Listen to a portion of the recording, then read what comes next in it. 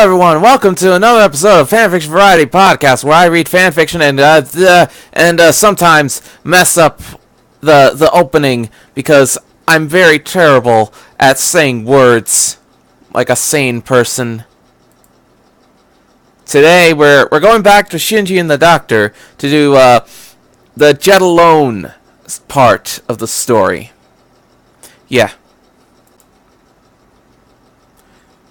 Episode 3, Jet Alone, Part 1. Are you human? Yes or no? Tokyo 3, First Municipal Middle School, late August 2015. Good morning, class. Are we sitting comfortably? There's a moment of silence. Sir, we're standing, actually, Hikari finally said. Ah, so you are. The doctor glanced to the side as Mr. Koike left the room. You can stop that now, I think. The class sat down. Shinji sunk down into his seat. This is bad, he thought. This is very bad. The train had been one thing. The transmission in the Ava the other day, well, actually he'd been wondering if he'd just hallucinated that or something. It wasn't like someone could just break into a military channel, right? But now the doctor had somehow followed him to school. Creepy did not begin to describe the situation. Neither did Weird. So, English! The doctor took off his coat and threw it onto the teacher's chair. English, English, English. Right, let's see what you know. Can anybody tell me the full English alphabet? Song optional. No one said anything. The doctor raised an eyebrow. No one? Really? Mr. Smith. Kensuke stood up awkwardly. We don't actually raise our hands here. You're supposed to call on us with questions. The doctor grimaced. All right, Japan. Thank you. He picked up the class roster. Okay, in that case, let's go with... Shinji gripped the sides of his desk.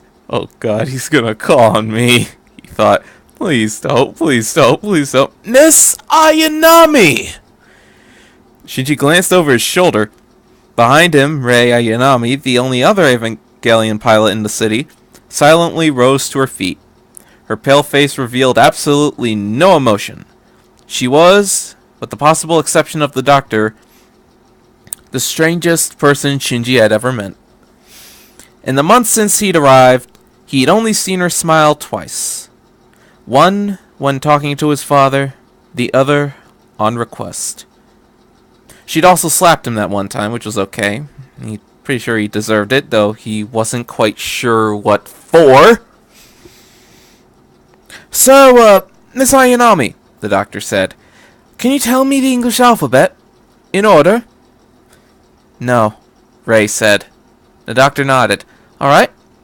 Fair enough. Do you know any words in English? Doesn't have to be anything complicated. Hello, goodbye, happy birthday. I don't know. The doctor scratched the back of his head. He gave Ray a quizzical look. I suppose you could tell me the first law of robotics.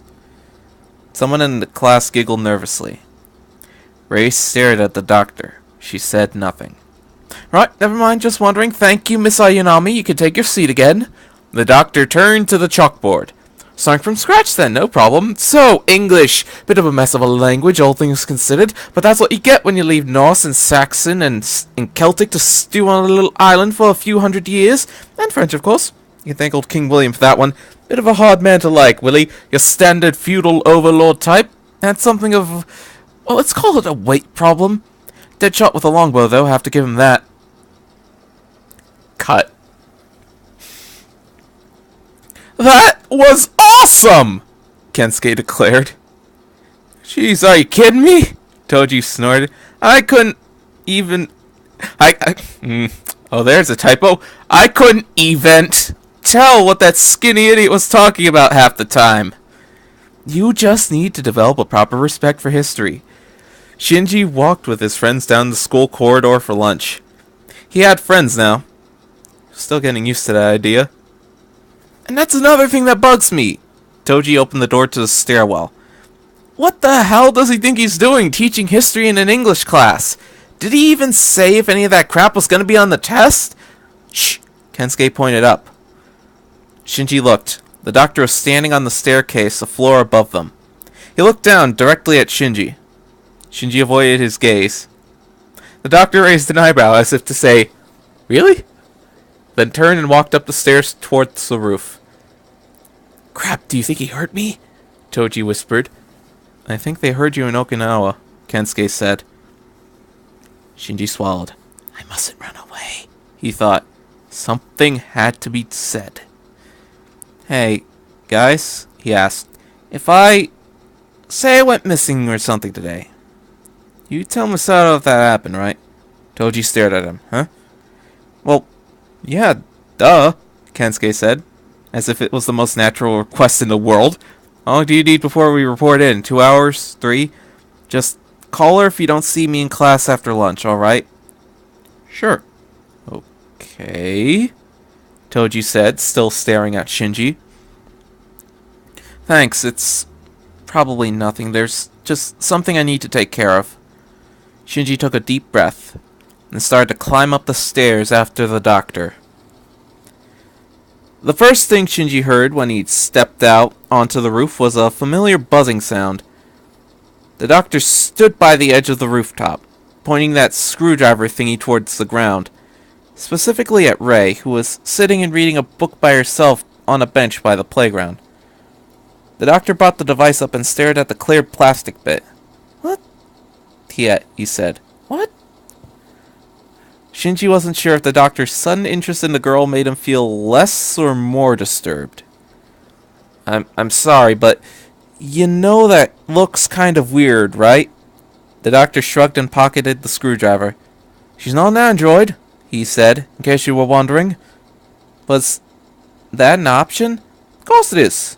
You've got giant robots, don't you? Why not androids?" The doctor thought for a second.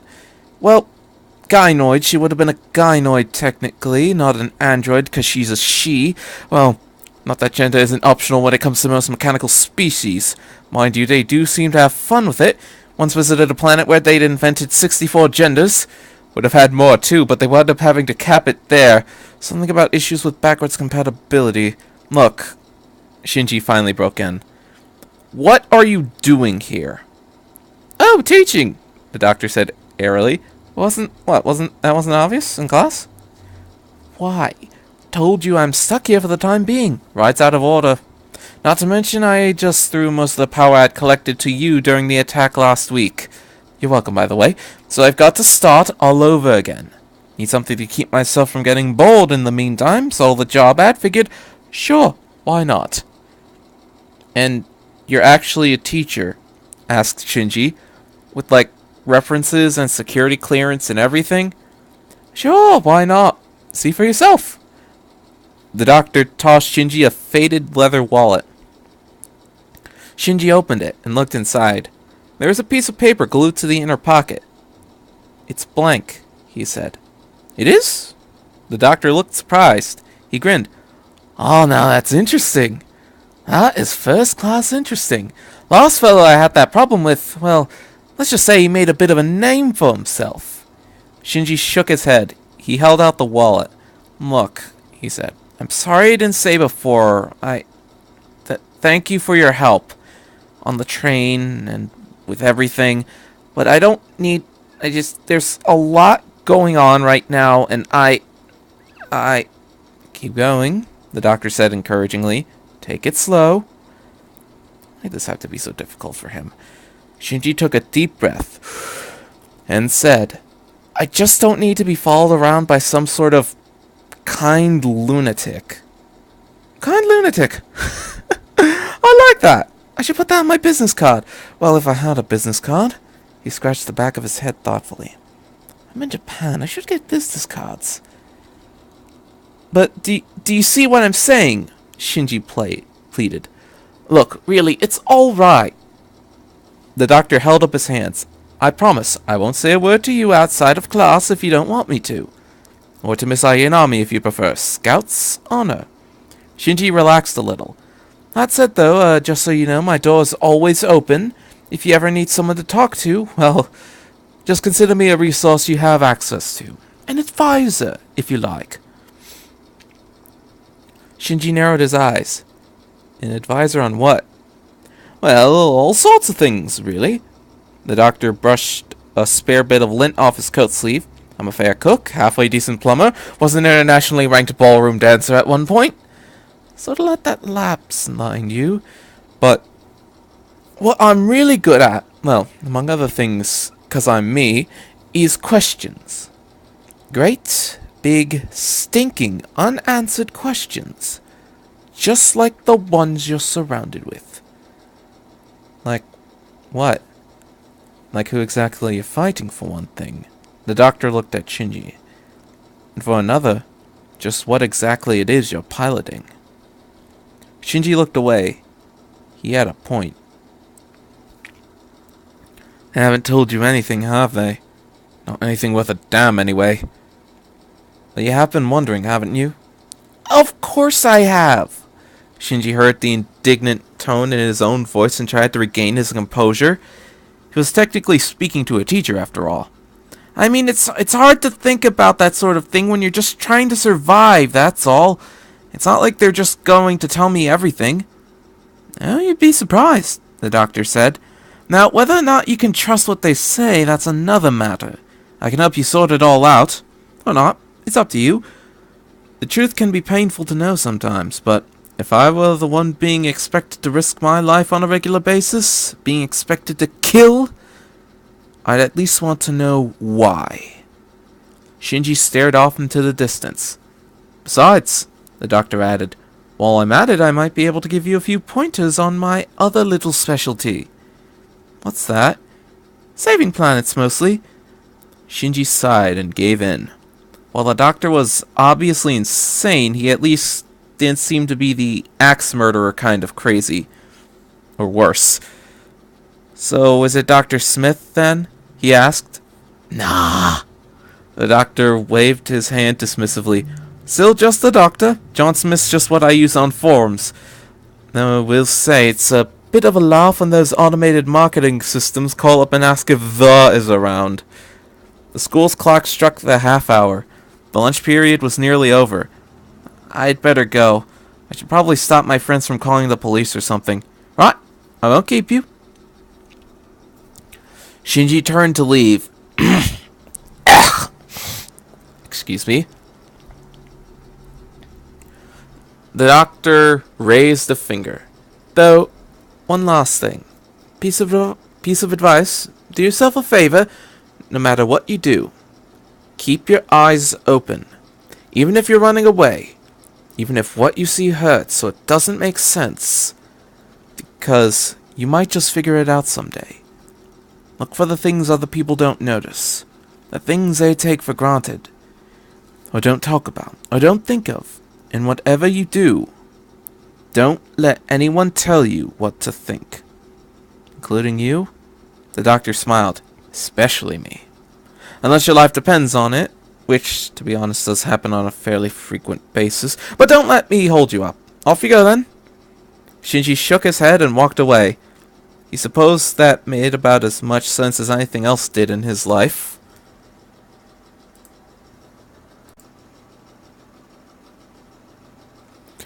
Episode 3, Part 2, On Your Mark. Nerve Headquarters, Central Dogma. AT Field. The Evangelion is capable of generating the effect currently classified as an AT field, a kinetic physical barrier capable of blocking all known forms of attack. It can also breach or cancel out AT fields generated by the enemy. The Evangelion is currently the only weapon in humanity's arsenal capable of generating an AT field. Despite extensive testing, the full capabilities of this feature are, as of yet, not completely understood. Nonetheless, enough rough estimates of the field's strength in various configurations can be made as follows. Shinji flipped through the nerve manual as Misato and the others on the lift chatted about budgets. It was kind of amazing, honestly, how so many pages and words could reveal so little. Nothing on where the Avis came from, or what the angels were, or how they managed to generate this AT field thing where nothing else could. For that matter, how had Nerve even known what the angels were capable of before the first one had shown up in Tokyo 3? We knew about it from Second Impact, of course, Ritsuko said brusquely. Shinji stood just behind her and Misato as the elevator carried them upwards. Shinji tried his best to keep up. So you're saying that what actually vaporized Antarctica was 15 years ago. Humanity discovered the first of the creatures we call angels, buried in Antarctica. In the middle of the investigation, for some unknown reason, it self-destructed, taking the entire continent with it. The Evangelions were constructed as mankind's response to that incident, based on what data we were able to recover. Was it just him, or did Misato have a strange look on her face, like she was thinking about something? Or maybe trying very hard not to think about something? Shinji looked back to Ritsuko. Then, the things that we're doing here are intended to avoid a probable third impact in the extinction of the human race. Ritsuko's voice had a clinical practice tone, like she said those exact words many times before. Now, does that answer your question? Sort of, said Shinji. So, why do all the history textbooks say it was caused by a meteorite? Ritsuko shrugged. As is often the case, the true facts were concealed. But why? I mean, wouldn't it have been easier to just tell everyone the truth? Shinji hesitated for a second. And if the angels are capable of doing something like that, why haven't they just done it to us already? Why are they even giving us the chance to fight them? Ritsuko turned to Misato. By the way, that event will be going forward tomorrow. Misato nodded, her mind clearly still somewhere else. Yeah, you notice that Ritsuko didn't even bother, actually answering Shinji's question. She just immediately turned to the person next to her and just said stuff. Shinji's probably thinking, she didn't even answer my goddamn question. Great, it's just perfect. It's great.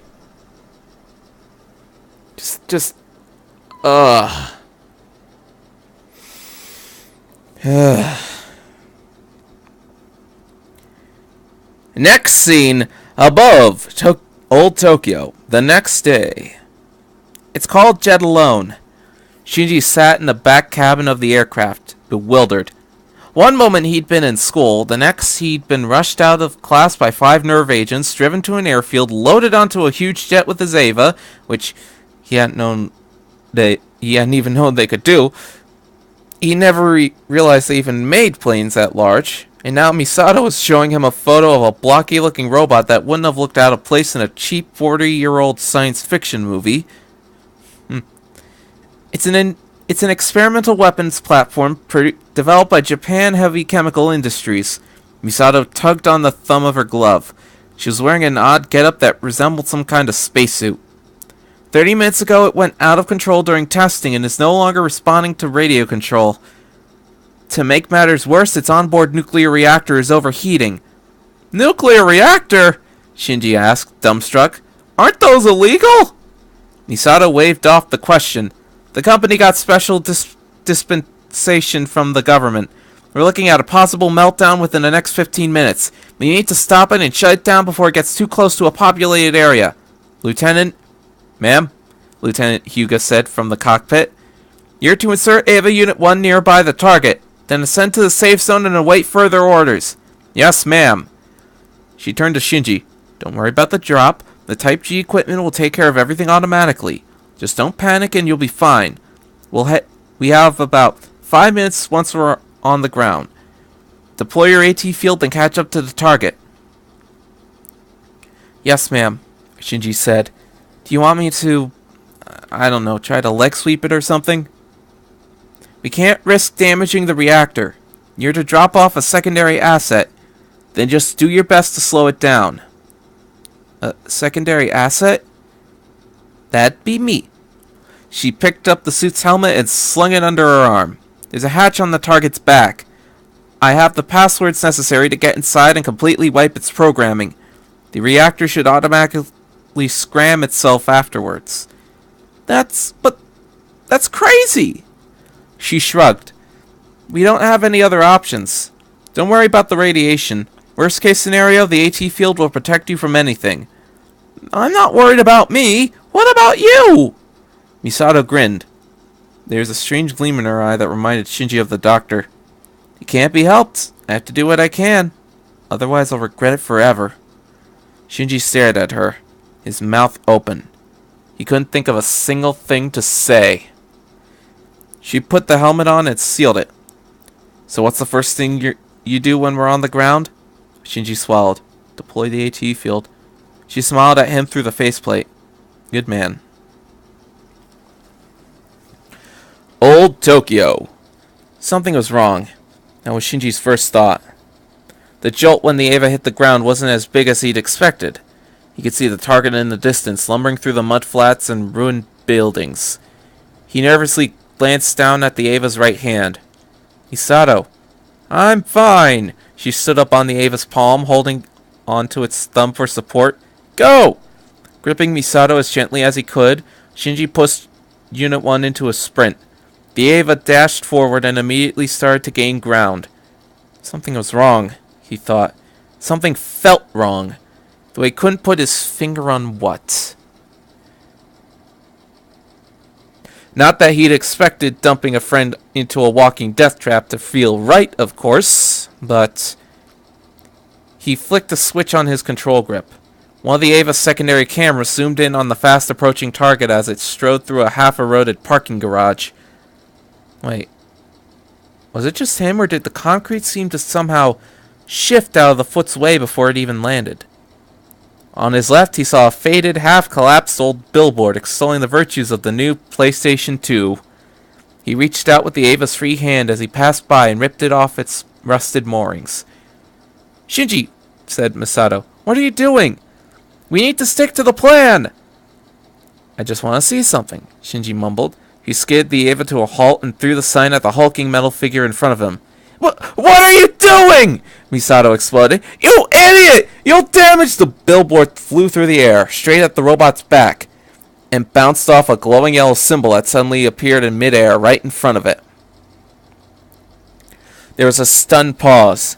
Wait, Misato said. Sada. Jet Alone Mission Control Center, Japan Heavy Chemicals Industries, Edogawa Facility. An AT field? Ritsuko pushed a heavyset technician out of her way and stared into the monitor. Jet Alone stopped in its tracks. It slowly turned around. Its torso crumpled inward like a crushed beer can. Steam erupted from its shoulders and back. Its arms suddenly warped and snaked outwards, its hands and fingers disappearing into single sharpening points.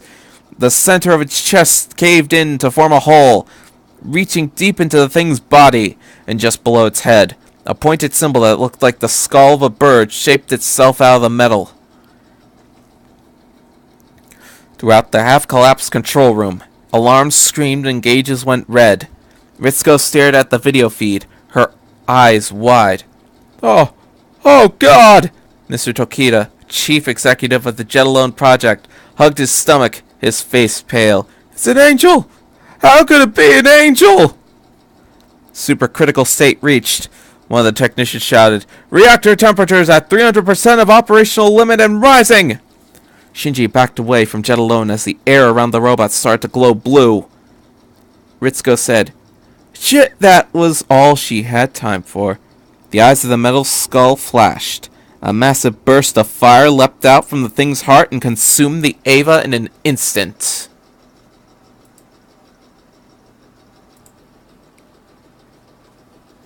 Episode 4, The Walking Devastation, Part 1, The Guardian of Eden. Old Tokyo. The blinding light cleared. Shinji could see the comforting glow of the Eva's AT field around him. Thank you, Misato, he thought. Thank God you reminded me. Jet Alone raised up one of its arms, well, tentacles now.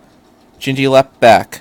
The metal appendage slammed into the ground where his Eva had been standing. Shinji!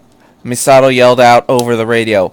He glanced down and saw her clinging to the Eva's fingers. Is your AT field at full power? I think so. Shinji dodged as the angel lunged at him again. Get ready to play dead! He heard Misato press a button. Makoto, did you bring along the tactical and 2 mine I asked you about? Yes, ma'am, Lieutenant Hyuga said. Log to my location and fire! What? But, ma'am! The Angel fired off another blast. Though the AT field took the brunt of it, Shinji could still feel the leftover heat on the Ava's skin, like sticking his hand into a boiling pot. That's an order, Lieutenant! Fire! Shinji's brain finally caught up with the conversation. Oh no. He crouched the Ava down and held Misato close to its chest, covering her with its free hand. Everything went white. So that was what being bombed felt like. Shinji didn't like it. He opened his eyes when the entry plug stopped shuddering like a leaf around him. The Ava was lying on the edge of a fairly significant crater, surrounded by smoke. He could just barely see the shape of Jet alone through the smog, standing on the other side of the hole. It turned and marched away from him, heading west again. Misato? Shinji asked. He looked over at the Ava's hand and saw her hanging, limp and unmoving, from its fist. Misato! Nozzle and the Ava ran out of power. The screens around Shinji shut down. A single warning message flashed in front of him.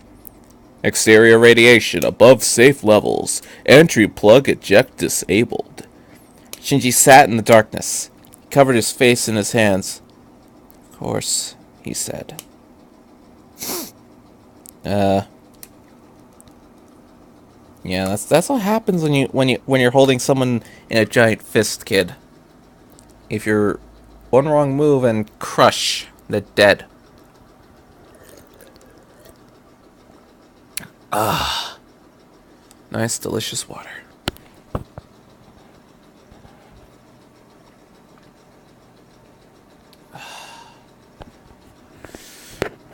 Yep, delicious, delicious water.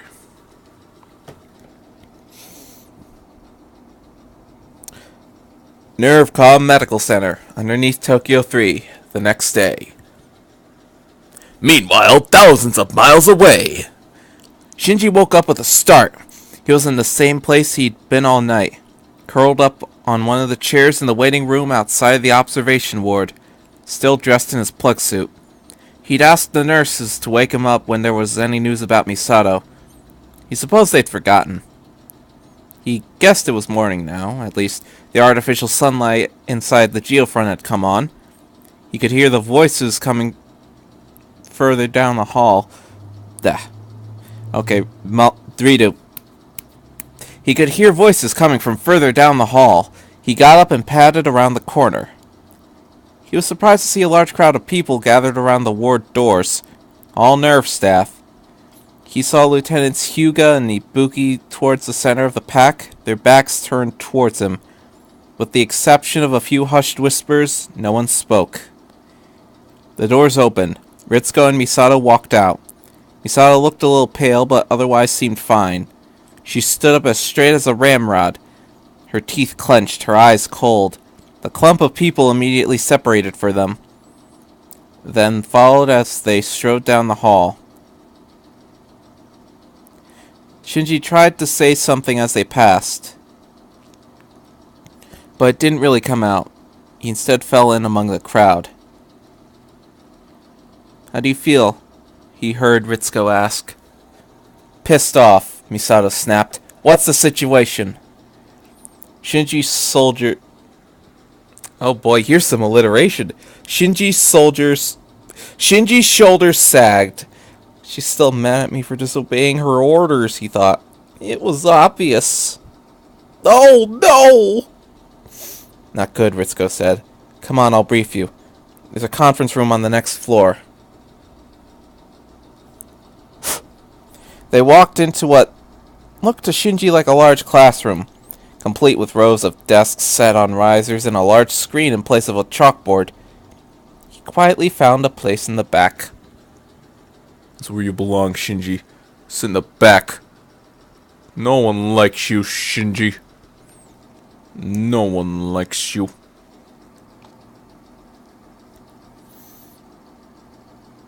Ritsuko went to the front of the room and stuck a chip into a unit set into a wall. That doesn't sound right. Let me read it again. Ritsuko went to the front of the room and stuck a chip into a unit set into the wall. The lights immediately dimmed. The screen came on. An image of the Nerve logo displayed at its center. I'll begin with a review of yesterday's events, then go to an analysis of the enemy's capabilities, she said. At approximately 16:30 hours yesterday, I assumed command of defensive operations after contact was lost with Captain Katsuragi in Unit 1. As reconnaissance showed that the enemy was again moving west, I ordered the Tama River flooded, in accordance with several established defense plans. Excuse me. There. She pressed a button on a remote she held in her hand. The screen switched to video footage of several flooded city blocks, treetops, and the roofs of homes just barely visible above the water surface. This tactic seems to have paid off, as the enemy appears to lack flight capabilities. It was therefore forced to divert north along the river's course. The screen switched to an aerial view of Jet alone as it trudged through the riverbank. A halo of blue light surrounded the robot, and pieces of its metal skin appeared to be boiling. Its course was marked by an immense cloud of black ash that trailed behind it. "What's that smoke?" Misato asked. "Spent nuclear fuel," Ritsuko said. "The Angel appears to have the ability to both compress and filter the uranium within the reactor. It started venting the waste into the atmosphere about an hour after its encounter with Unit 1 yesterday." Misato ran her hands through her hair. Continue. "At 1700 hours, completed recovery of Unit 1, Captain Katsuragi and the pilot were evacuated for medical treatment. I ordered Ava Unit 0 deployed to the other side of the Tama with the positron rifle. Contact with the enemy was made at 1730. The screen cut to a distant, ground-level shot of the robot. A blast of light came from outside of the frame, straight for Jet Alone's midsection. Instead of striking it, the beam split in 1,000 different directions, hitting the ground, flying off into the sky, but leaving the metal figure untouched. The attack failed. Ritsuko adjusted her glasses. Unit 0 then came under enemy fire. I ordered a retreat. Since then, the government has ordered full evacuation of all populated areas within the fallout radius, including Atsugi, Saitama, and Yokohama. Meanwhile, JSSDF and UN forces have been in constant engagement with the enemy in an attempt to slow its progress as much as possible. Given our success with the Tama, they have also been engaged in a program of destroying the bridges and roads in the enemy's projected path. More images flashed on the screen behind her. Soldiers wearing gas masks and protective gear on the move, an exploding bridge, a column of destroyed tanks lying burned and discarded by the side of a fractured road, shaky handheld camera footage from a helicopter overlooking Jet alone. The Angel turned toward the viewer. There was a flash of light and a muted screen. The video went to static. Misato rubbed her eyes. "Where's it headed?" "Do you even have to ask?" The screen cut to a map of the local region. A dotted black line ran through Old Tokyo, up north and through the mountains, and finally south to Tokyo 3. A blinking dot representing the enemy's current location on its route. In the lower corner, a live video feed showed Jet alone marching through the forest, the trees slowly turning an unnatural shade of red. At the enemy's current rate of progress, we estimate that it should be here by sometime in the early evening tonight. Any other questions before I move to analysis? The room fell silent. Misato finally pointed to the live feed. "Where are we getting that from?" "We were contacted by an American research ship off the coast this morning," Lieutenant Hyuga answered. "The USNS Benjamin Franklin. They offered us the use of a prototype unmanned aerial drone to help monitor the situation. Thus far, the enemy has ignored its presence." "Interesting." Misato folded her arms. Is the enemy unable to detect the drone, or does it just not see the drone as a threat? Lieutenant Hugo shrugged. Unknown. Water break.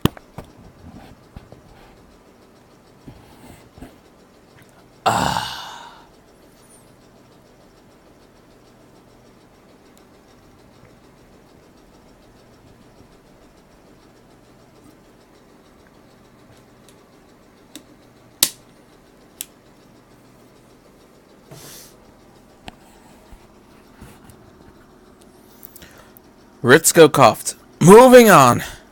The enemy's primary attack seems to involve using its AT field to concentrate the full output of Jetalone's reactor. Heat, light, radiation, into a single beam. While not nearly as powerful or as precise as the attack utilized by the Fifth Angel, it still remains effective against conventional targets within a similar radius. Judging from its encounter with Unit 1, it has some close combat capabilities, as well as the waste cloud. I won't lie. Ritsuko took off her glasses and folded them neatly in her hands. In terms of the effect on the environment and the greater population, this is likely to be the most significant attack on humanity since Second Impact. We expect to see heavy groundwater contamination throughout the entire Kanto region. In addition, the enemy has reacted with a degree of intelligence and sophistication that we are frankly unprepared for. It's super smart and super sophisticated. It should be wearing a top hat and drinking fine wines and cheeses. None of that will matter if we fail to defend the city. Misato cracked her knuckles. Let's get to work. So that was it, Shinji thought as he watched the adults talk and argue. That was why Misato and everyone around him were treating him as if he were invisible. They blamed him for this. All of it. If he'd just been able to handle the problem, none of this would have happened. It was as if he was a gun that wouldn't fire, or a tool that didn't work properly. Why would anyone pay attention to a thing like that? Because you're a human being, not a weapon, he heard the doctor say in his head. Maybe this is what the doctor meant back then. He thought, everyone here wants me to be a weapon. I can't be. That's why I'm hated. Shinji folded his arms and sunk down further into his chair. Misato slammed her hand down on the table in front of her. What if we pulled another Yashima? She asked. Put more power through the rifle. Ritsuko shook her head. I don't think it would work. It didn't resist Unit Zero's attack with its AT field. It seems to have developed a new trick. Misato made a sound of disgust and turned away. It's strange. Ritsuko stared off into the distance. The way the positrons split off like that. It's as if they were responding to a very powerful electromagnetic field with a positive charge. But none of our instruments registered any change in the local magnetic flux. It's like the field was contained somehow, beyond our ability to detect. Shinji froze. In the back of his head, he heard the doctor's voice say, It's generating a hypercompressed, positively charged electric field around its heart. Those positrons are going to bounce right off unless we do something. But if that was real, if that had really happened, that meant... You have to be kidding me, he whispered. Shinji spent the rest of the hour in a daze, trying to make sense of it all and failing. As far as he could see, the entire world had finally gone completely mad around him. Up was down, black was white. And of course, Donald Trump is president.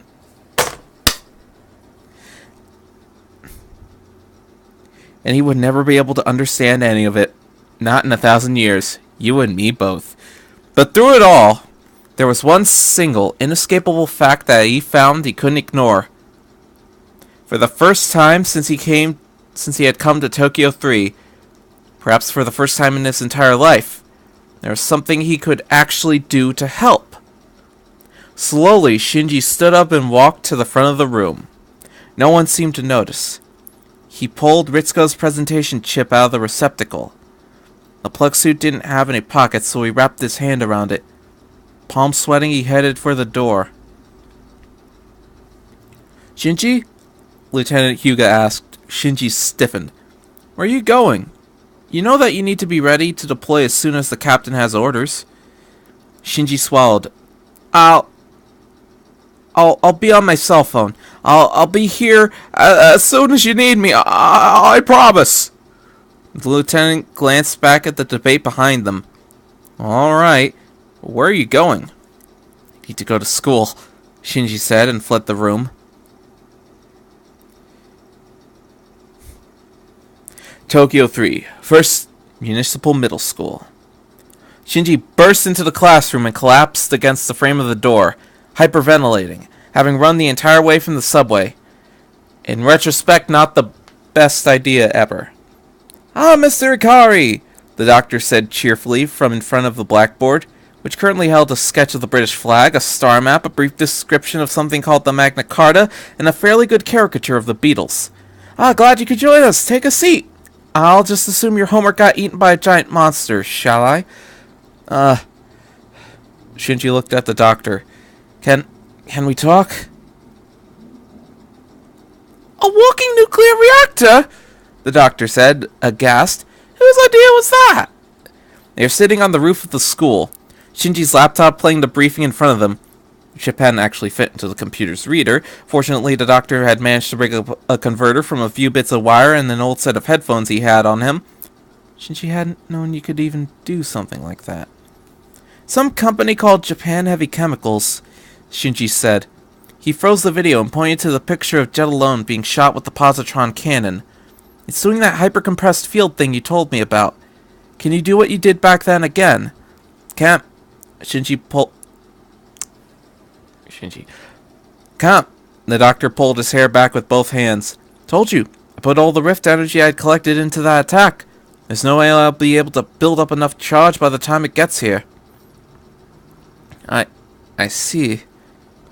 A gust of wind rattled the trees in the playground below, then vanished. I didn't know wind could just vanish. It's all my fault, isn't it? Shinji had said quietly. If I had stopped it yesterday, no one would be suffering now. Everyone wouldn't be blaming me for it. And if it gets here, I can't stop it then. It's gonna destroy the world, the whole country, just like Antarctica. It's not your fault, the doctor said in an odd tone of voice. It's not as bad as it looks.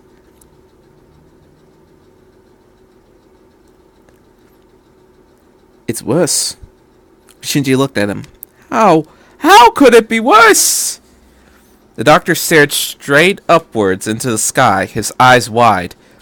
Remember how I said there's a dimensional rift floating up above the city? It can be ripped open by certain kinds of high-energy particles. Like, say, the ones emitted by an improperly shielded supercritical nuclear reactor. What does that mean? It means that if that thing gets within 30 kilometers of the city, it's not just going to hurt Japan, the doctor said, his teeth clenched. It's going to crack the planet in half. Hey, remember that episode of the show? Back when Christopher Eccleston was the doctor? Yeah, I remember that one. That was so long ago. So long ago. Episode 4, Part 2.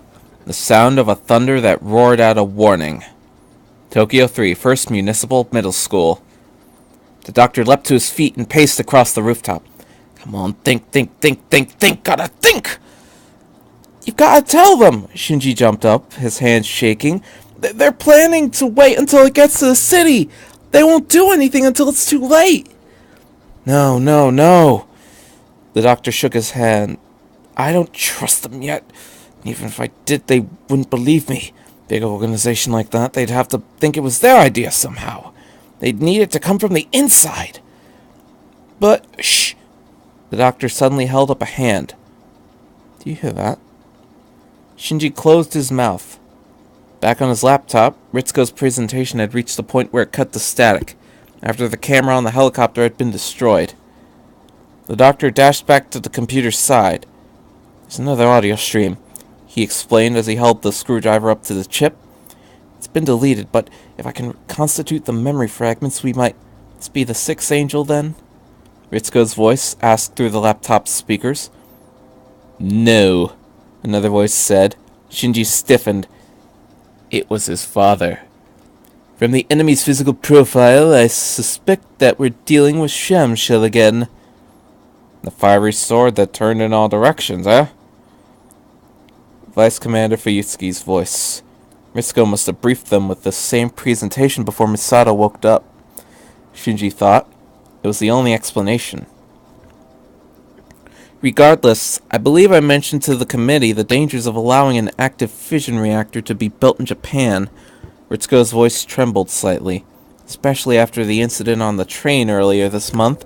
There's no telling how much damage it will do before it's brought under control.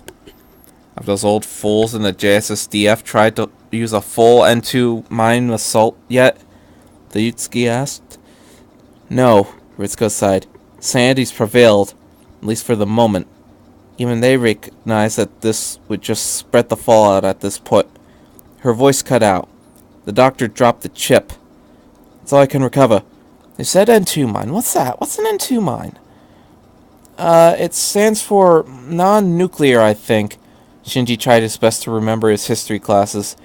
They banned all of the old nuclear weapons and reactors years ago after Second Impact. There's something about that.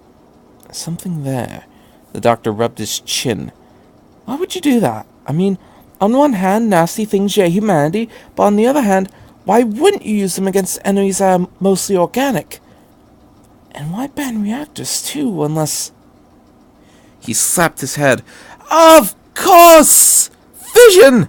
The angels! They're dimensionally transcendent, like great big multiforms! Why didn't I think of that? What?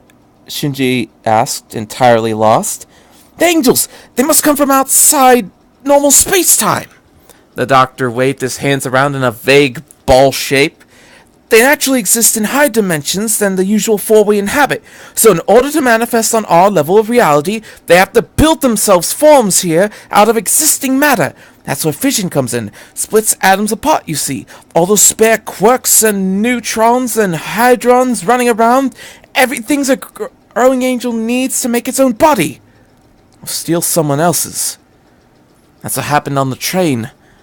The doctor ran a hand down his face. All this time I thought it was the rift energy that drew it in. It wasn't. It was the fission cell I was using in my collector. Only it wasn't throwing out enough subatomic particles for the angel to create a new body from scratch. So it just took over poor Mr. Sadamoto's instead. And now they're doing the same thing with a great big robot that was practically built for them to inhabit. I don't understand, Shinji said, slowly, trying his best to catch up. If that's the case, and if if Nerve knows about this, that why would they let something like Jet Alone get built in the first place? Someone must have not gotten the memo, the doctor said grimly. Or maybe had the memo hidden from them. Hard to say right now. He spun around and started to pace around the roof, scratching his head vigorously. But this doesn't help us. Stop it. Think. Basic nuclear chain reaction. How do you stop something like that? Shinji's head felt about ready to explode. He sat back down on the rooftop, then stared at the doctor as he walked back and forth in a circle. Don't have the technology for a containment shield. The doctor ticked off invisible possibilities from his hands.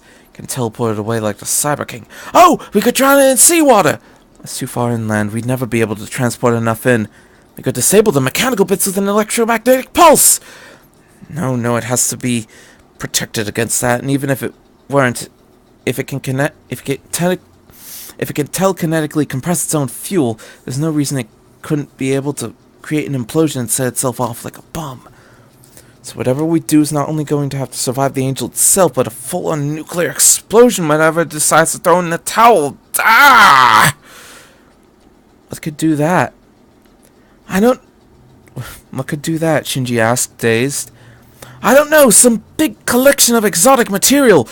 Probably a crystal of some sort, like a diamond, but denser and tougher. A crystal? Right. The doctor tousled his own hair.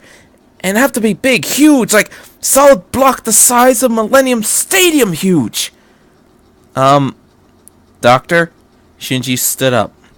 He pointed to the immense corpse of the fifth angel in the distance, still being disassembled amid the downtown skyscrapers. The doctor didn't notice. Like some kind of carbon-lead nanofiber. But where would we be able to get that much? Doctor, Shinji said, look! The doctor glanced in the direction he was pointing, then back. What? He asked. Shinji, at a loss for words, simply pointed again. What? The doctor looked behind him. It finally clicked.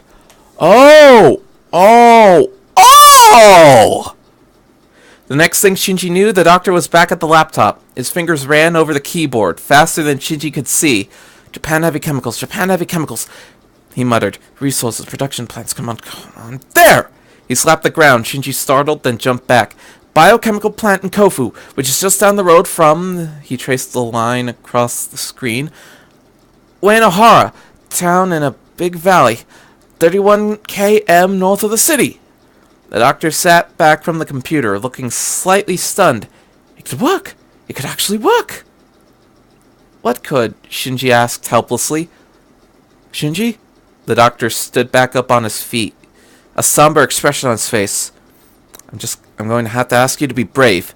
Braver than you've ever been before, just for a little while. Could you do that for me? Do you think you can manage it? I guess, Shinji said. Why? What are you gonna do? Isn't it obvious? The doctor grinned. You and me, Shinji Ikari? We're going to save the world.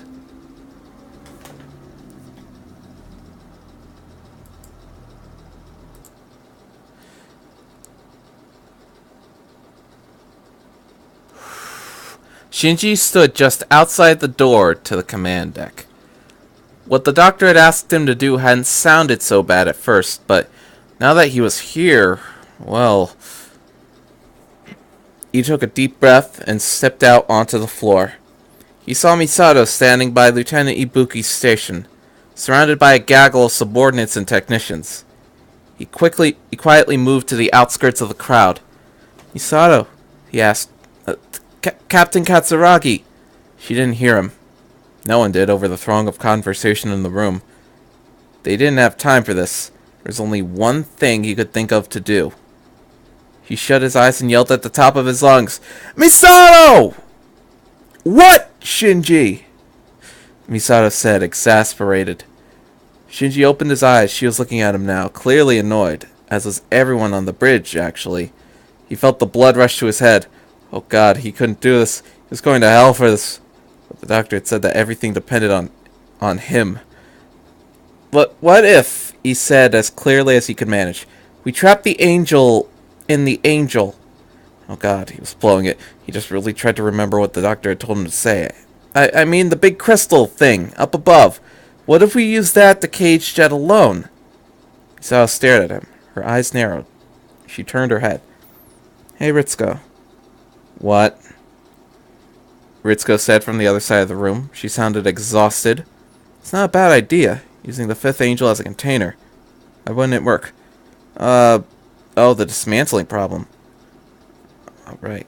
Maya, would you mind explaining it to him? I need to go check on the trucks. Yes, ma'am, Lieutenant Ibuki said. Misato strode away, the technicians following her. The lieutenant leaned towards Shinji. It was a good idea, Shinji, she said kindly. But it won't work. The skin of the fifth angel is much too tough. It can only be cut with a special substance called antimatter, and we've been having a lot of trouble getting a hold of a supply for the workers to use. That's why it's taking so long to dispose of the body. Shinji swallowed. Miss Ibuki, Lieutenant? Maya's fine, Shinji. Maya. Thing is, have you been outside recently? No, why? Shinji pointed to her station. Could you, I don't know, bring up a camera on the construction site or something, please? Well, I suppose. Maya turned back to the console and typed in a few commands. A live feed came up on her screen. There we go. Now, she looked at the monitor. Her jaw dropped. She called out. Captain? Fifth Angel crash site, downtown Tokyo 3. Earlier. The massive form of the Fifth Angel lay split in half, an immense crack running straight through its center from top to bottom. Right. That ought to give them a good start.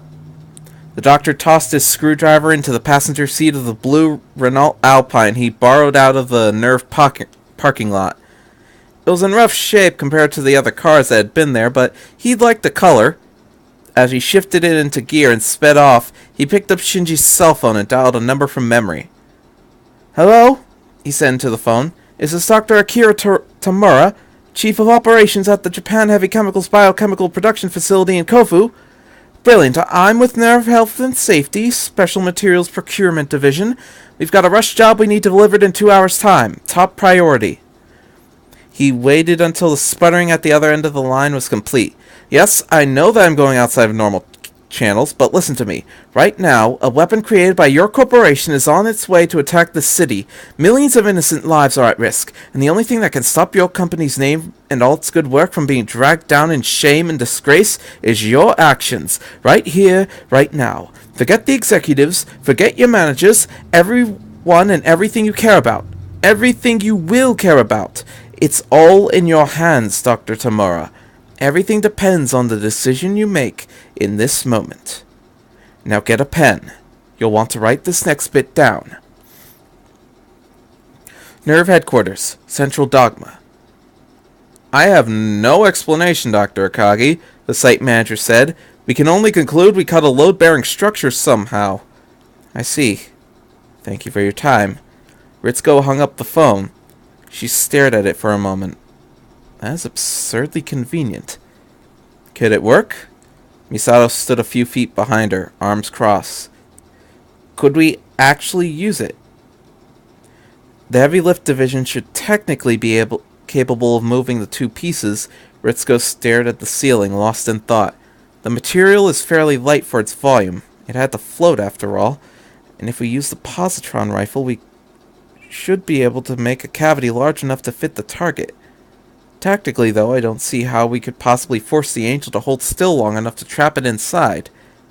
Let me worry about that, Misato snapped. Make the arrangements. Right. Ritsuko picked up the phone again. Misato turned away. Shinji, she said. Huh? Shinji looked up from where he sat off to the side of the command deck. He'd been enjoying the feeling of being invisible again. Misato walked up to him and bent down. Where'd you get the idea of using the Fifth Angel from? She asked. Did you come up with that yourself? Shinji squirmed a little. He really didn't like the idea of lying to Misato, but the doctor had insisted that no one at Nerve find out about him. I just saw the crack in the angel on my way back down here, he said. I thought it might be useful, that's all. Misato stared at him, eyes narrowed. Shinji couldn't meet her gaze. Ma'am? Lieutenant Hyuga asked. Misato looked towards him. Thank God. We just received a notification from the JSSDF command. Japan Heavy Chemical Industries is playing a last stand at Uenohara. They requested that the military support them. What? Misato looked horrified. Those idiots! What do they think that will accomplish? Apparently they have some kind of new chemical or product that they think might be able to slow Jet Alone down. The lieutenant rubbed his eyes. They intend to buy us as much time as possible to prepare the city's defenses. Misato turned away and stared at the main screen. Behind him, Shinji crossed his fingers. Please, Misato, he thought. Please make the connection yourself. If you don't, I'll never be able to convince you. Please, we'll take it, she muttered. What was that, ma'am? Go get Ray, Misato said. Prep the Avas for remote deploy, and get me the heavy lift division. We're heading north. Over Tokyo 3. Things happened very quickly after that. Scarcely an hour later, Shinji, once again in his plug suit, found himself sitting in a jump jet flying over the city. He stared out of the window, speechless, as he watched 4 massive helicopters, 2 to each half, begin to slowly lift the remains of the 5th angel out from the scaffolding around it.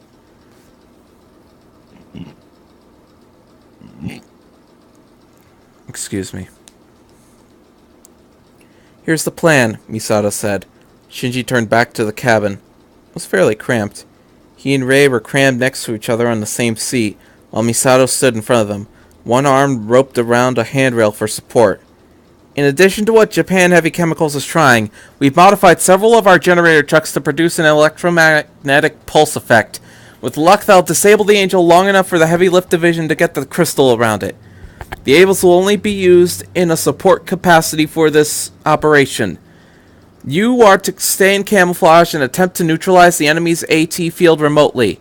If the operation fails, you are both to immediately evacuate south to the city. The Evangelions are our last line of defense. We can't afford to risk them until we absolutely have to. Under no circumstances are either of you to engage the enemy at this time. Do I make myself clear? Yes, ma'am, Rei said. Shinji? Misato asked, a certain dangerous edge in her voice. Yes, Shinji said. I understand. Mount Takahata, 3 kilometers south of Uenohara. He found the Ava waiting for him when he arrived. Both units had been set up on a mountain ridge overlooking over the town, about a kilometer apart. They left him on the makeshift framework of camouflage netting and metal rafters surrounding Unit 1 to await orders. Below him, the valley around Uenohara was full of activity. Though Misato had said the town had been evacuated hours ago, he could see dozens of tanks and fire trucks along the base of the ridge, all pointing north. There looked to be hundreds of people in small groups roaming around the town and the highway that ran through it. They seemed to be spraying the ground and the buildings with what looked from a distance like shaving cream, or some kind of soap. Oi! Catch! Shinji barely managed to react in time to grab his cell phone from midair. He turned and saw the doctor standing further down on the platform, leaning against the ladder to the entry plug. How did you get up here? Shinji asked. There's a perimeter with, guards and guns and stuff. Oh, that. You'd be amazed what people let you go if you just looked like you got somewhere important to be. He held up a thin black cell phone. You're not that back now, by the by. Finally got this working with the local networks. Well, that and I needed the government caller ID to make some arrangements. Like what? Not mostly. The doctor pointed at the shaving cream. High expansion pseudo-elastic protein foam. Useful stuff, fire resistant, biodegradable, slippery as hell, but bunches up like concrete when exposed to water. As a bonus, also fairly decent at picking up radioactive fallout. Must say, those engineers in Kofu really know what they're doing. Should have taken days to make this much. But never mind that. This is it, huh? The doctor turned towards Unit 1. The Evangelion. Up close and personal. Oh, Shinji said. Yeah. It's alive, isn't it? The doctor asked, his voice suddenly quiet. Mostly alive, anyway. Living creature. Bound up in circuitry and metal. Shinji remembered Unit 1's face, shorn free of its mask, staring right at him, with a single immense eye. He shivered and nodded. Do you know what it is? Well, it's obvious, isn't it? Shinji narrowed his eyes. Look, every time you ask that question, why don't you just assume that it isn't to me? Oh, fine, take all the fun out of it, why don't you? The doctor looked up at Unit 1's head, shrouded in camouflage. It's an angel. A clone of an angel. Made up of the same kind of matter as they are, anyway. Which brings up all kinds of disturbing questions when you think about it. Though, mind you, we are about to shove one living creature inside the dead body of another here, so maybe it's just that sort of day. Something clicked inside of Shinji's head. I see, he said. He must have gotten that from Second Impact as well. The doctor looked at him. Hey, what? I'll explain later, okay? Huh. Is that what it feels like to hear that? I've always wondered. Uenohara. Misato handed the tablet back to her subordinate. That looks good, she said. Let's move Truck 3 back to the train station. Then, and please make sure that the JSSDF and UN commanders are fully briefed on the changes to the kill zone. She turned back to the person next to her as the junior officer scared away. I must admit, I didn't expect to see you here. Shiro Takeda, lead executive in charge of the Jet Alone project, nodded his head. He hadn't shaved, and he smelled vaguely of alcohol. That's fair, Captain Katsuragi. This foam your company has created, Misato said. Do you think it'll work? I think it must be tried. He tried to give her a weak smile, which faltered. I hope you understand, Miss Katsuragi, that I would never have wished for this to happen. Not in 1,000 years. All I ever wanted was to give this country, this world, some kind of hope. Of course I understand. I'm in much the same business myself. Takeda bowed to her. With your permission, I should return to my work crew. Of course. Good luck, Captain. And to you. He turned and left. Misato's cell phone rang once. She pulled it out and saw that she'd received a single text message. Its source was listed as unknown. It read, "Isn't there something that you should say to him? Or are you waiting for the world to end again?" Water break.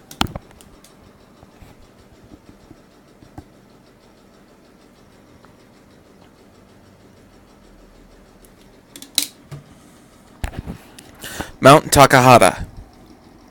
Did I do all right? Shinji asked softly.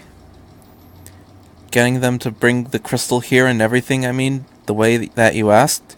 The doctor grinned at him. You did fantastic! Which, mind you, is not a word I say very often these days. Don't have the teeth. Shinji smiled a little and looked away. He found himself staring towards the top of Unit 0 in the distance, hidden behind the tree cover. His smile faded. Doctor? He asked after a pause. Why are you doing this? Doing what? All of this. Shinji spread his hands out towards the valley. I don't know. Risking your life to save people. People you don't even know. Why are you doing it? The doctor tilted his head. Why do you? I don't know. Shinji looked away. Mostly I just do what I'm told. Other than that, I guess I just can't stand the idea of people hating me or blaming me for their suffering. Sometimes I wonder if I should feel that way. Why should I pilot the Ava when it just brings me pain? Why should I save people who don't care about me? Please, kid, just please, just stop. Just stop. It's getting annoying. We don't want to, see you just go. That's why a lot of people have a lot of resentment towards you, Shinji, because all you do is just go. I don't know. Should I keep piloting the robot or not? I feel pain whenever I pilot it. That's why some people don't like you, because they think, oh, just cowboy up, kid. You're a main character in an anime. It'll be alright. And then it doesn't, because, they just try to go for, well, it's probably not going to turn out well. And then people are just like, why is this bullshit? And then you see it and you're just like, oh. And you think, well, he's like a teenage boy. How else is he gonna how else is like a average teenage boy gonna react when he's thrust into a fucking war? It's not gonna be pretty.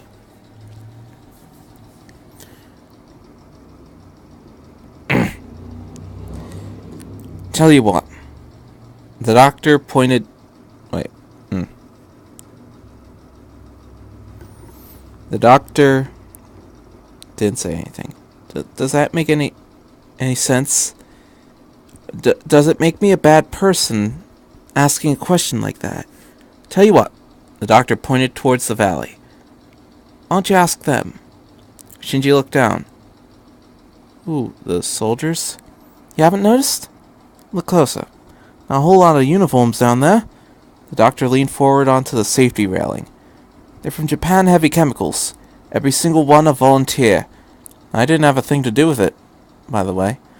I just asked them to make and deliver the foam. They turned up on their own. Shinji stared at the scattered groups, speechless. The doctor was right. They weren't wearing uniforms. They do move in herds. The doctor pulled out his screwdriver and waved it over the valley. Right. He said, there we go. How about that fell off to the side? What are you doing? Finding you someone to ask. There we go. He pulled out his cell, turned on the speakerphone, and dialed a number. It rang twice before someone picked up. Hello? Hello? It was an older man. His voice sounded like cigarettes and extra shifts on the factory line. Hello, the doctor said. Sorry to bother you. Could I ask for your name, sir?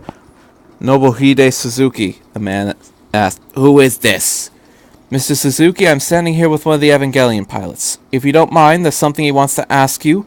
Don't worry about the law, by the way. Full exemption and all that. The man let out a short, gruff laugh.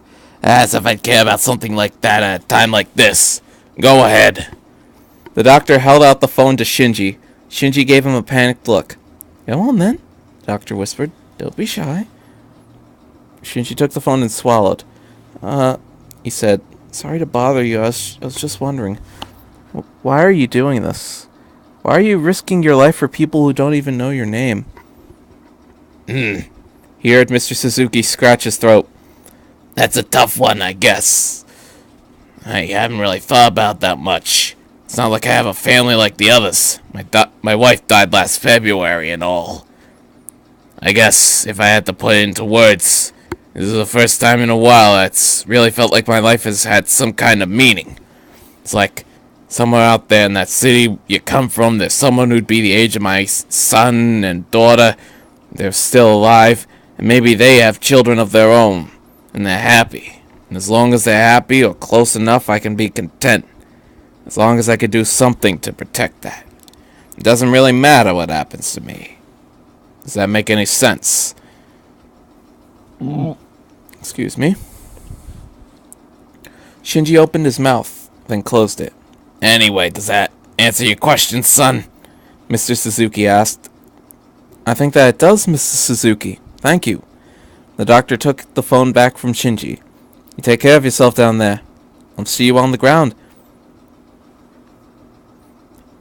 You too, sir, Mr. Suzuki said. And tell that pilot I said thank you. We'd all be dead if it wasn't for him. The doctor hung up. He turned back to Shinji. You asked me why I'm doing this? Why I'll always do this every single time?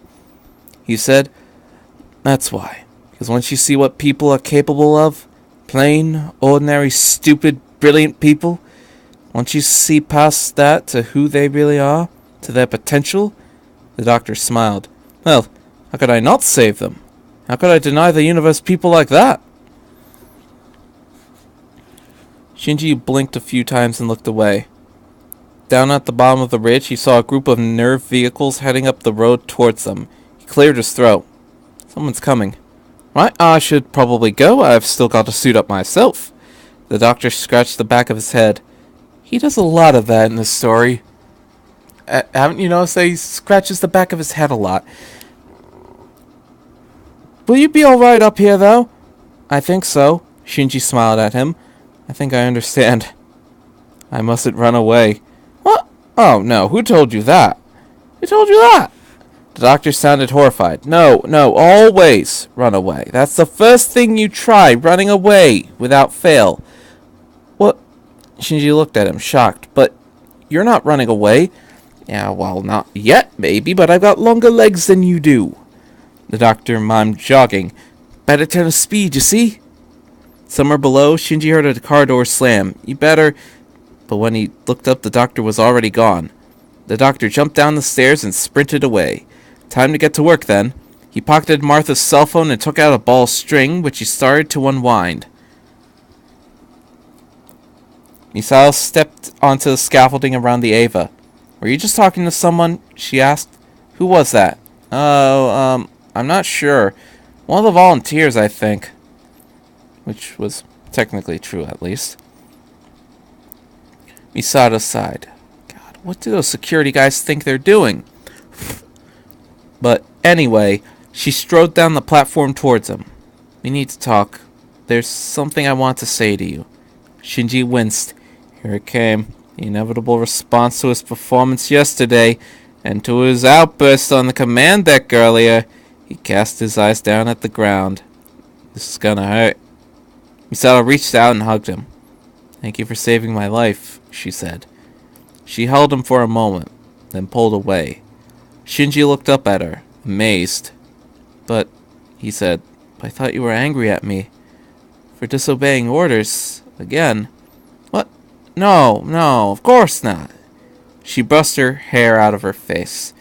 Shinji, if we'd followed through on my plan yesterday, we would have both been killed. If I've been angry at anyone, it's been myself. I let myself get caught by surprise. I should have seen it coming. It's my job to plan for every possibility. And I failed. You should have planned for it to turn into an angel? Anyway, she smiled at him. You were great. You did exactly what any soldier. You did exactly what any soldier should do on the ground. Adapt to the situation as it develops.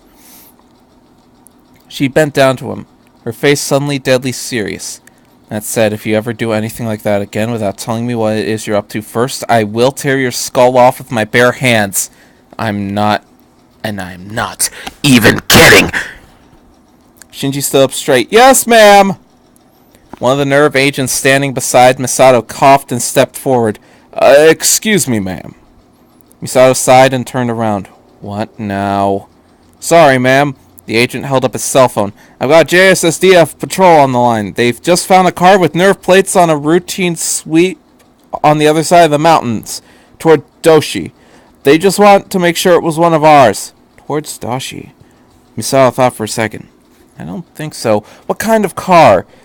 The agent consulted a small notepad. Color's blue. It's an import. A Renault Alpine A310 reproduction. Electric powered. What? Misato grabbed the cell phone out of the agent's hand and roared into it. That's my car! What is my car doing here? Behind her, Shinji slowly edged away from her, desperately trying to not look guilty. Lieutenant Hyuga burst around the corner from the stairs. Captain! He shouted. Misato swung towards him. What? To his credit, the lieutenant did not immediately run away screaming, nor soil himself. He held up his hands and whimpered, 15 minutes. Misato calmed down. What do you mean? 15-minute warning.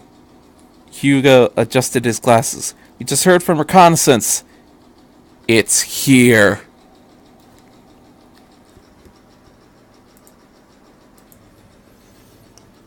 Episode 4, Part 4. The Highway of Diamonds. Inside Ava Unit 1, Mount Takahata. Sometimes it seemed to Shinji that the waiting before a battle was worse than the fighting itself. Then he remembered the fights that he'd been in, and waiting didn't seem quite so bad. He tightened his grip on the controls. The entire valley had gone still. A vast column of smoke and ash rose high above the mountains north of Unohara. Shinji focused the Ava's cameras on the end of the pass that led into the town's center. All units, hold fire until signaled, Misato whispered over the comm. There was a distant sound of an explosion. Then silence again. Here it comes, Lieutenant Hyuga's voice said quietly. Shinji strained his eyes. He thought he could maybe see the trees moving. It rounded the last hill and came into view. Jet alone had changed since Old Tokyo. For one thing, it was on fire. Its head and most of its right shoulder blade had vanished, replaced by a pyre of white, hot flame. Large sections of its skin had dissolved, exposing the metal skeleton underneath. Its formerly beige paint job had turned as black as pitch, and all around it spread a vast gray fog of ash and sparks and small bits of metal. But it was still moving. It dragged its tentacles alongside of it as it marched. As Shinji watched, it strode through 2 houses on the hillside without so much as a pause. Shinji felt his hands start to shake. It was strange. He could never remember what this kind of complete, all-consuming terror felt like when he was outside the Ava's cockpit. Maybe, he thought, he just didn't want to. Nerve Mobile Command Post, Mount Takahata. Target approaching kill zone, Lieutenant Hyuga said. On the screen over his head, a satellite image tracked the enemy as it strode across Uenohara. Misato waited until it reached the highway. Shinji, Rei, she said. Now! The Ava spread their AT fields over the valley, locking down and limiting the Angels. EMP generators, go! The generator trucks spread throughout the town, self-destructed, throwing out a vast burst of energy. Several monitors in the van went to static as a number of unshielded cameras went offline. All units, go! The tanks opened fire. Simultaneously, the work crews on the fire engines let loose streams of high-pressure water on the legs and ground beneath Jet alone, where the foam ran 3 meters deep. You've got a choice now, Misato thought at her enemy. Stop the tank shells with your AT field or stop the water. Which is it gonna be? Target has ceased movement, Lieutenant Hyuga barked. Heavy lift division, Misato shouted. Go! Inside Ava Unit 1. Shinji watched as the helicopters charged in from the east and west sides of the valley, towing in their wake the pieces of the 5th Angel. The team from the east reached the target first. Its half of the crystal dropped perfectly on top of Jet alone, wedging itself over the robot's left side. As the team from the west approached, the Angel pulled its right foot free from the ground, then twisted itself to the side. It fired. The beam rammed into the advancing section of the crystal. The tow cable snapped. The piece fell to the ground far short of the target, crushing a school beneath it. The western helicopter, suddenly buoyant, pulled up and dodged, missing the eastern team by what looked like inches. Nerve Mobile Command Post, Mount Takahata. Misato slammed her fist into the desk. Damn it! So close! So goddamn close! On the screens, Jet alone pushed the eastern half of the crystal off of itself and to the side. It fired again. The beam consumed 3 of the JSSDF tanks at once. The crews didn't even have time to scream. Misato shook her head. We're done here. All units retreat! Shinji, Rei, back to the city! Move it! Inside Ava Unit 1. There's a part of Shinji that was absolutely thrilled to hear Misato's orders. It was alright, he could run away. Run where? A small voice in the back of his head whispered. He didn't have to feel ashamed. He didn't have to stay. He didn't have to fight. Oh, boy!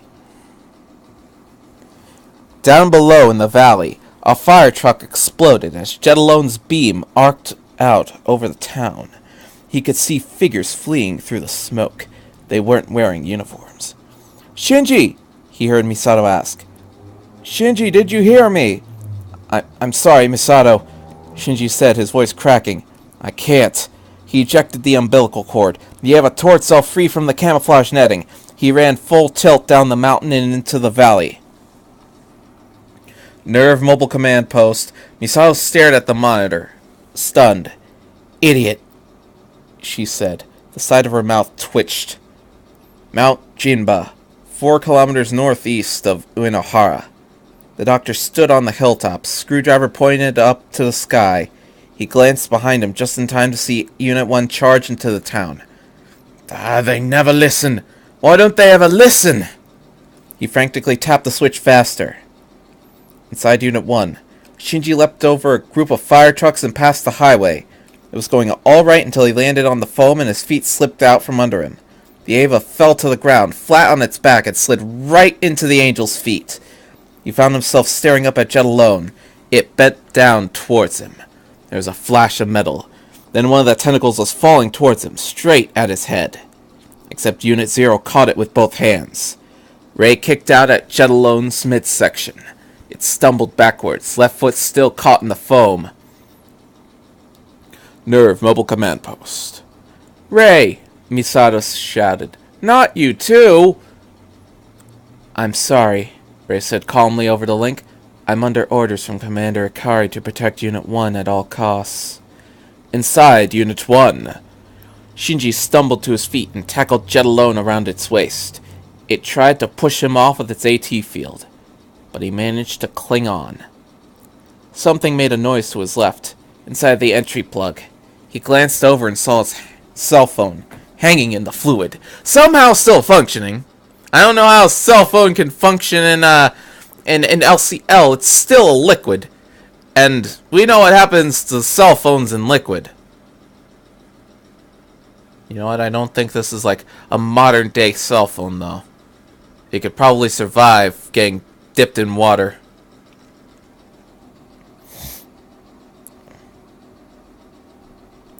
He reached out and took it. Shinji! The doctor shouted through the phone. Hold on, I'm on my way! Just try to hold it still! Uenohara. Nobuhide Suzuki held fast to the side of the fire engine, its hose still pumping water at Jet Alone. He heard a sound above him and glanced up. He tapped the woman standing next to him on the back and pointed. Hey, look at that! Nerve mobile command post. Misato clenched her hands into fists. Her mind raced, trying to think of some trick, some way out of the utter disaster unfolding in front of her eyes. What on earth? Lieutenant Hyuga pointed at one of the monitors. Who is that? Misato turned and saw the drone from the Franklin diving out of the sky, straight towards Jet Alone, with someone in a spacesuit clinging to its landing gear. What the hell? She said. Son of a bitch stole my plan! Over went O'Hara. The doctor gripped onto the drone's struts as tightly as he could, screwdriver dangling from his wrist by a bit of string. Blimey, these gloves are useless. Hadn't the suit been made for rock climbing at one point? He waited until the drone was right over Jet Alone and let go. He fell the remaining 20 feet or so onto the metal ladder running down the thing's back. He caught onto one of the rungs, ribs banging painfully into the next one down. Of course, he was going to be feeling this one in the morning. No way about it. What? Was that you? Shinji's voice shouted through the speaker in the helmet. Are you insane? Sorry, can't talk, the doctor gasped out. Climbing back of giant possessed robot. He started to make his way down the ladder towards the maintenance hatch. Inside Unit 1. Jet Alone finally managed to throw Shinji off, which left an opening for Rei to dodge in with her knife. Shinji pulled the Eva back onto its feet. But you don't have the codes! Codes? The doctor pointed the sonic at the hatch. The lock popped out. The door swung open. We don't need no stinking codes! I got a screwdriver and things to break! Grinning wildly, he swung himself down through the hatch. Shinji turned just in time to see the angel toss Unit 0, holding the severed end of one metal tentacle straight at him. He caught Rei as best he could, which more or less amounted to falling back down as she bounced off of him and leapt straight back towards the enemy. As he pulled the Ava's head out of what looked like the town library, he noticed he was being watched. There were people standing on top of and around a fire engine parked next to what remained of the building. Some were soldiers, some weren't. All of them were watching him. They didn't look scared, or angry, or happy. They merely observed him, expressionless, as if there was nothing remarkable in front of them. Shinji triggered the Ava's loudspeakers. Run! He shouted. You've gotta run! We'll try to hold it off! He once again got the Ava up onto its feet and charged back into the fight. Inside Jet Alone. The doctor had picked up the spacesuit he was wearing from a 41st century sanctuary base, which meant that it was rated up to at least Venus-level conditions. He nonetheless couldn't help but feel that he'd finally managed to avoid the suit's warranty as he picked himself up out of the puddle of molten slag he'd slid straight into. At least the mag boots still worked. No sooner had he stood up than Jet alone shook like a giant robot being body checked by two giant cyborgs. He braced himself against the wall and glanced around. Right. It looked like he was somewhere near the reactor, which probably meant he stomped down a corridor a bit further and applied the screwdriver to a panel on the wall. Tossing the covering aside, he found himself looking at a nightmarish mishmash of electric cables, plastic tubing, and circuitry, interlaced with an odd substance that rather unpleasantly resembled raw muscle tissue. The doctor reached in and started tearing out wires. The tentacle wrapped around Shinji's neck suddenly went limp. He knocked it off and rammed the Ava's fist into Jet alone. The angel fired its beam at him, but he had his AT field up. Ray reached past him and grabbed a hold of the other tentacle, pulling it into an arm lock. As the screwdriver burned out a particularly important-looking circuit board, the doctor, lying flat on his back in yet another access shaft, keyed the suit's radio to wideband transmission. "I know I'm hurting you, and I'm sorry," he said, "but you have to listen. This machine you're inside was made by human hands. Use it. Translate what I'm saying into terms you understand. The city you're headed towards, it has a Class 6 dimensional rift right over it. If you go any closer with this thing, it'll destroy this entire world. Whoever you are, whatever you want, you can't want that. What'd be the point? There'd be no resources left to claim. No people to conquer. Everyone would lose. So for the love of whatever is holy to you, I'm begging you, stop this. Stop this before it's too late." Jet alone stopped moving. Its AT field broke down. Surprised, Shinji let go and stepped back. It fell to its knees in front of him, lifeless. The doctor eased himself out of the crawl space. "There we go. That's better, eh? Now why don't we—" The screwdriver suddenly buzzed in his hand. I thought it was only supposed to go off like that if it detected. The doctor started running. He put the suit radio back to cell phone mode. "Shinji, it's purifying the reactor fuel. It's gonna detonate itself. Cage it! Cage it now!" "But you're still," Shinji said. "I'll be fine. Go!" the doctor shouted through the phone. Shinji turned and ran west. As he leapt the highway, he keyed Unit Zero's frequency. "Ray, go get the other half, please." "Understood." The doctor ran down the corridor, back towards the exit. No sooner had he reached the halfway mark that the hallway in front of him folded inwards and collapsed, like an artery closing itself off. He skidded to a halt in front of the obstruction. "Yeah," he said, "this is gonna sting a bit, isn't it?" The Ava couldn't lift the piece of crystal on its own, so he had to push it straight through the highway and the houses and the debris scattered across the town, praying all the while that the work crews were fast enough to get out of his way. Ray was waiting for him. She stood braced behind the other side, propping it up into position. With a sound like the crash of thunder, they shoved the two halves of the fifth angel together with Jet alone. "Shinji! Ray!" Misato suddenly yelled over the comm. It'd been some time since Shinji had heard her say anything. "Put your AT fields over the crystal! Seal up the cracks!" "Right." Shinji extended the field. He scanned the ground with the Ava's cameras. Where was the doctor? He couldn't see any sign of time ran out. Once again, everything went right.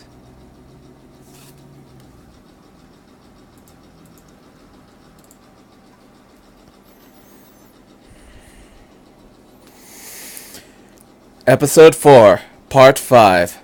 Oh, where have you been, my blue-eyed son? Uenohara. There was fire and heat and light. A massive wave of hot air burst through the valley. The building shook like leaves. Then, just as quickly as it had started, it was over. Nobuhide Suzuki raised his head from behind the piece of broken highway he'd used as cover. "Well, I'll be damned," he said. The video feeds came back on. Misato sat down and let out the deep breath that stuck in her throat. Both Avas stood intact over Uenohara. A few twisted fragments of scorched armor jutting from out of the ground were all that remained of Jet alone. The body of the fifth angel, though it had held together through the explosion, had been burnt to a crisp. As she watched, the withered crystal dissolved into blood-red fluid, gently flooded through what remained of the town. "What's our status?" she asked. "All hardwired systems check out green. Communications seem to be down, though," Lieutenant Hyuga said while looking over the readouts. "Send out runners, then," Misato said. Damn, her eyes felt heavy. "Check in on the work crews and the tanks. Get help to whoever needs it. And for God's sake, someone get Shinji out of that cockpit before he does something else." Shinji watched through the Ava's cameras as the crystal dissolved, his brain struggling to grasp what had just happened. It just wasn't fair. Around him, the entry plug began to blur and turn red. There was a high-pitched ringing sound in his ear. Wait, that was his cell phone. Shinji snatched the phone back up and pressed the receive button. "Right," the doctor's voice said. "Big fir tree behind you and to the left. Call it maybe, 200 meters or so to the west. Big hole in the top. Can't miss it. If you could, bring the big fella around. I'm sort of a bit stuck." "Slowly now. Slowly," the doctor said. Unit 1 carefully bent the top of the fir tree down with one hand while holding out the other below. Shinji glanced at the battery readout. 20 seconds of battery power left.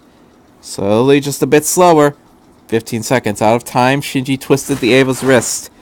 "Slower, I said! Slower! Slow!" The doctor tumbled out from the tree and into the Ava's palm.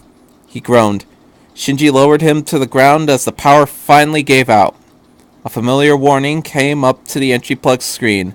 "Exterior radiation above safe level. Entry plug eject disabled." Shinji kicked the controls in frustration. The message disappeared, and the eject sequence started. That's how sophisticated the technology is, if you could just kick it to make it work. That's old-fashioned technology.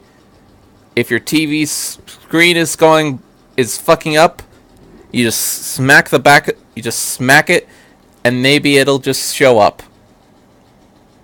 You do that to a TV now. Oh, nope, it ain't working. It's broken now because it fell down and it got impaled on some fucking Legos. God damn. He rushed around the other side of the Ava. The doctor, still lying in the Ava's hand, had pulled the spacesuit's helmet off. Its faceplate cracked.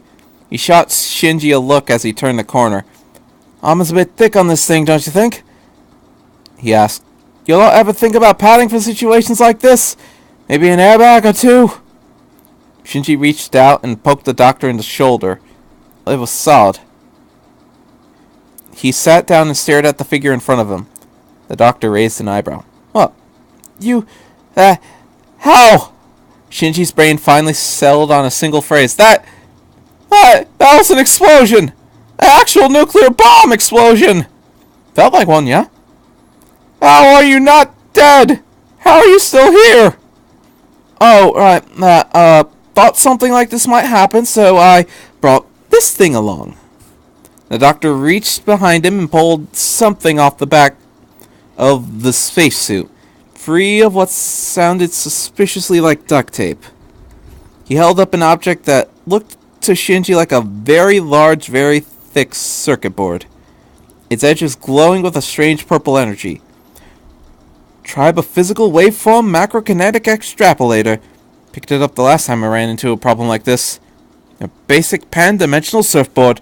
Shields you from an explosion, absorbs the energy, and uses it to propel you along the course of the blast wave. Mind you, a little boom like that last one doesn't get you much. Barely even made the stratosphere before I... Oh, no, don't do that, don't. The lights on the board flickered and died. The doctor laid his head back down and sighed.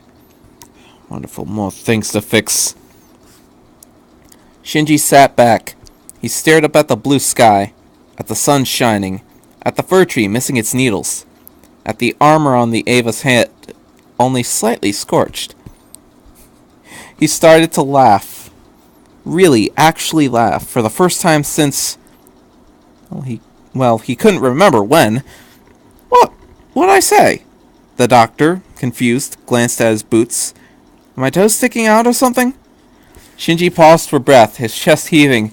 You can't can't possibly exist. He gasped out. You're impossible. You're completely impossible. You know that?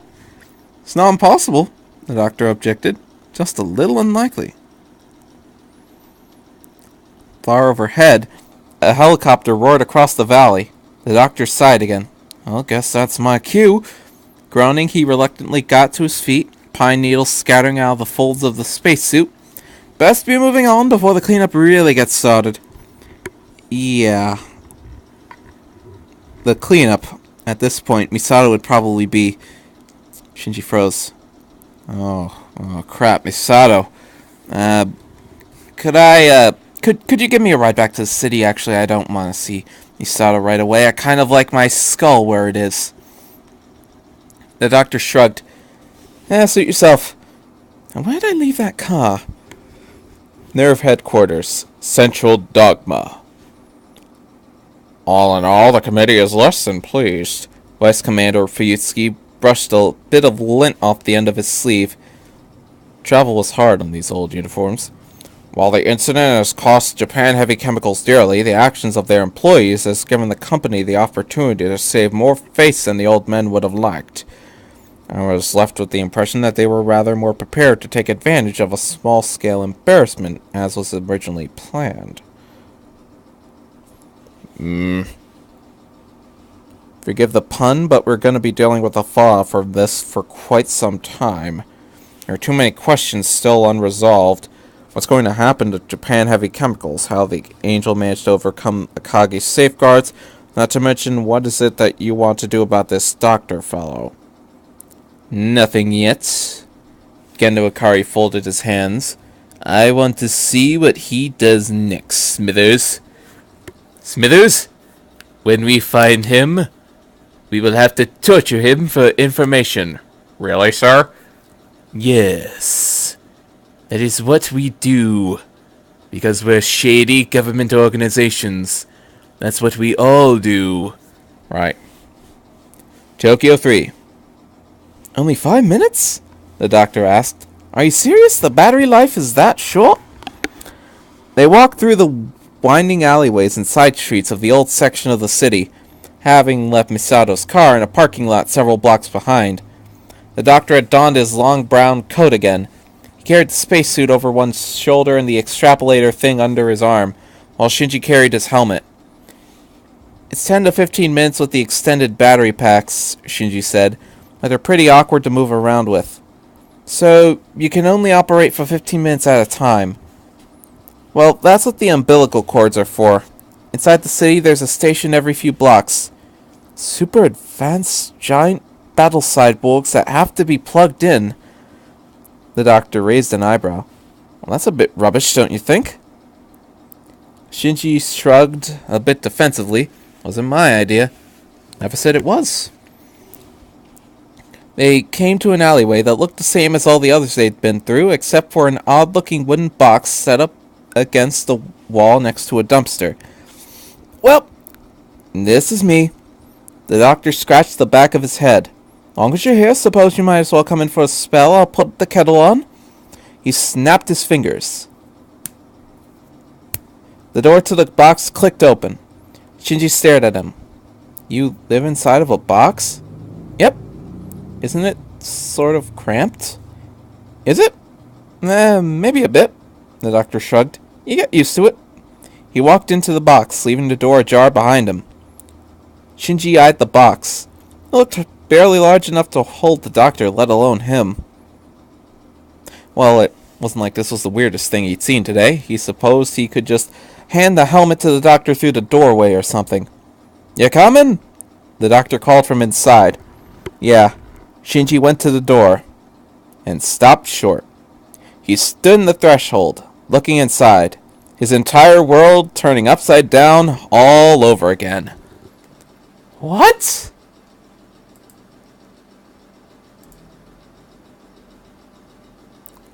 And that was another episode of the Fanfiction Variety Podcast. Boy, this is a long one.